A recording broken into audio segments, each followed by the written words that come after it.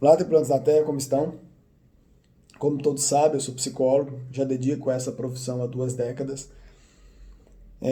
Não foi à toa que eu busquei referências no estudo acadêmico, dentro do mestrado e doutorado, buscando entender mais o comportamento humano, principalmente focado na teoria humanista e nas filosofias existencialista e fenomenológica, e também de entender o mundo imaginário do ser humano, a fim de entender melhor como que ele se constitui e como forma os seus sofrimentos e como que a gente pode contornar esses sofrimentos.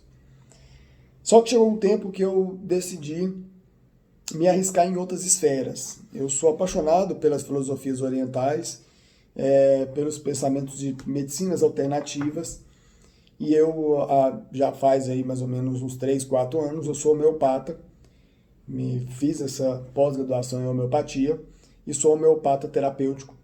E eu uso a homeopatia junto com a psicologia no meu consultório. A homeopatia, a meu ver, ela é uma ciência muito enriquecedora. Ela faz uma visão plena, completa e holística do ser humano. E a gente consegue entender mais os desequilíbrios que o ser humano passa. E o que vem a ser a homeopatia? A homeopatia ela foi desenvolvida por Samuel Hahnemann, um médico alemão, lá no século XVIII. Ele era um médico tradicional, um médico alopata, que não conseguiu um feito muito positivo no tratamento de um grande amigo. Esse amigo veio a falecer e ele ficou muito insatisfeito, então, com as técnicas que tinham na época, né, com a forma de trabalhar a diagnóstica, a sintomatologia, enfim. E aí ele começou a recorrer à filosofia de Hipócrates. Hipócrates era um filósofo grego que era considerado o pai da medicina antiga, e ele trabalhava muito com questões dos fluídicos energéticos que tem no organismo e entender o equilíbrio entre mente, emoções e corpo, uma forma de trazer o equilíbrio disso, a fim de trazer que o corpo próprio possa a buscar os elementos para a autocura, vamos dizer assim.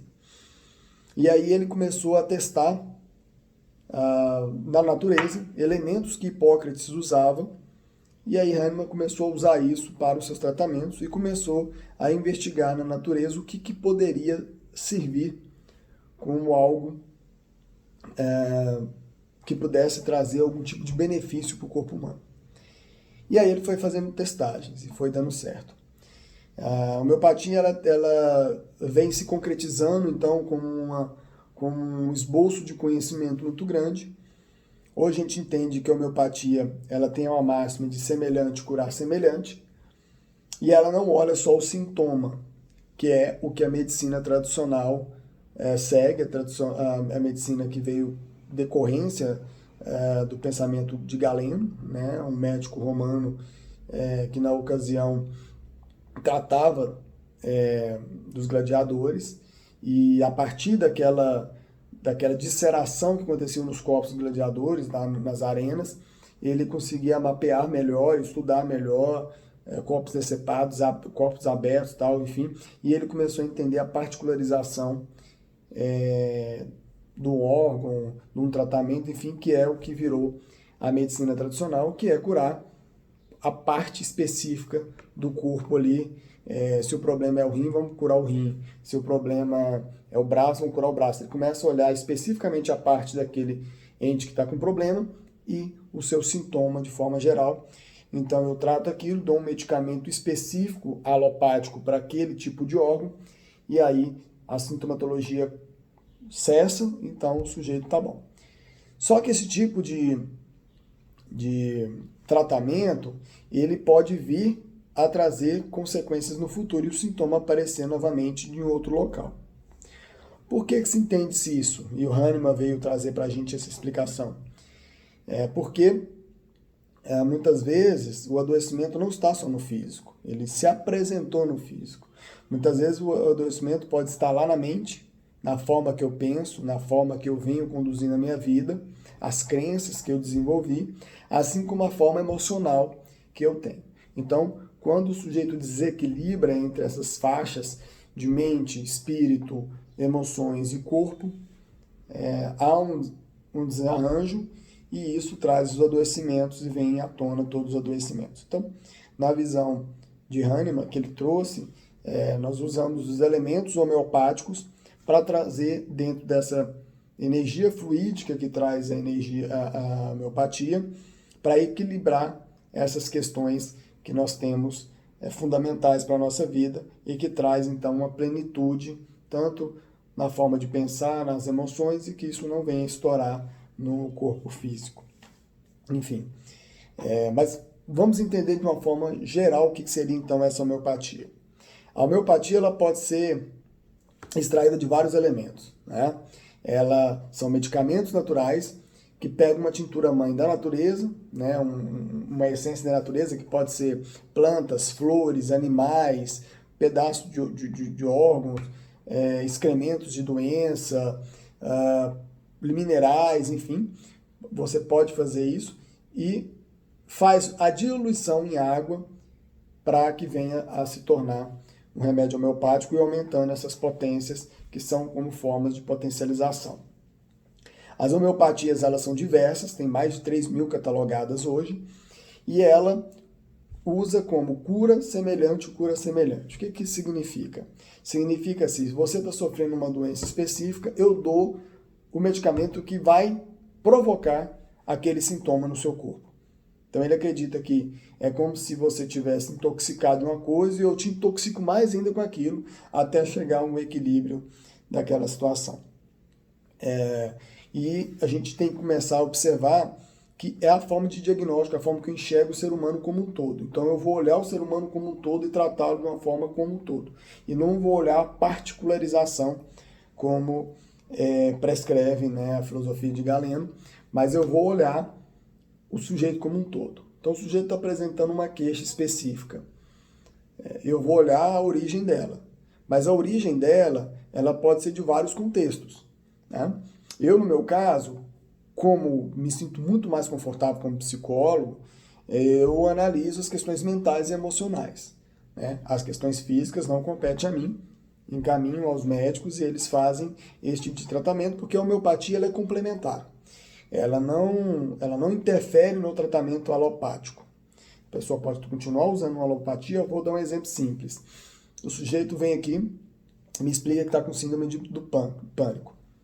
Mesmo ele usando os medicamentos apropriados da alopatia, né, da psiquiatria, eu não vou lidar com isso. Eu vou tratar homeopaticamente os medicamentos que são para a síndrome do pânico, porém, eu não tenho como só olhar para a síndrome do pânico. Eu tenho que entender a origem disso, como que a pessoa funciona, como que ela interpreta essa situação, quais são as características dela, mentais e emocionais, enfim, qual a personalidade dela. Aí eu vou usar ou entender qual o medicamento adequado a ela para que ela faça esse tratamento.